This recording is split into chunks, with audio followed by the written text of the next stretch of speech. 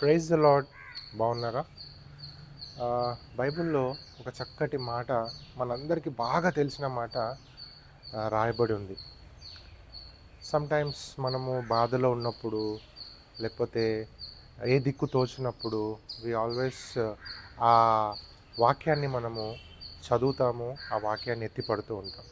చాలా సుపరిచితమైన వాక్యం ఏంటంటే, భారము మోసుకొనుచున్న సమస్త జనులారా నా యుద్ధకు రండి, నేను మీకు విశ్రాంతిని కలుగచేస్తాను అని యేసు ప్రభువు వారు మన దేవుడు అన్న మాటను మనము గుర్తు చేసుకుంటూ ఉంటాం.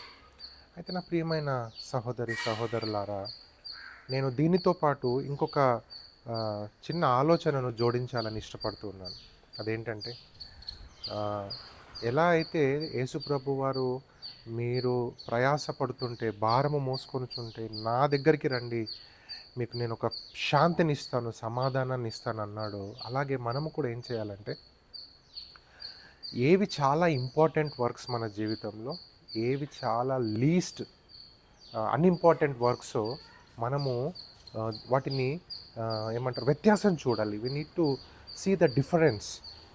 అప్పుడు మనకు ఈ దారులు ఓపెన్ అవ్వటం జరుగుతుంది.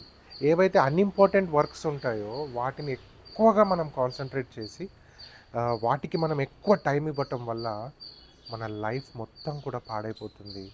అంతేకాకుండా నీకు ఇంపార్టెంట్ అయిన వాటివన్నీ కూడా నీ దగ్గరికి రాకుండా నీకు దూరంగా వెళ్ళిపోతాయి. కాబట్టి యేసుప్రభు వారు చక్కటి మాట చెప్పాడు. నీ భారాన్ని నాపైన మోపమన్నాడు. నీ బాధను చింతనంతా ఆయన మీద మోపి, నీకు ఏది ఇంపార్టెంటో వాటిని యేసుప్రభువుని అడిగి నువ్వు ముందుకు వెళ్ళు. అప్పుడు ఖచ్చితంగా నువ్వు నీ లైఫ్లో ఒక సక్సెస్ని, ఒక మంచి గోల్ని రీచ్ అవుతావు. ఒక చిన్న ప్రార్థన చేద్దామా?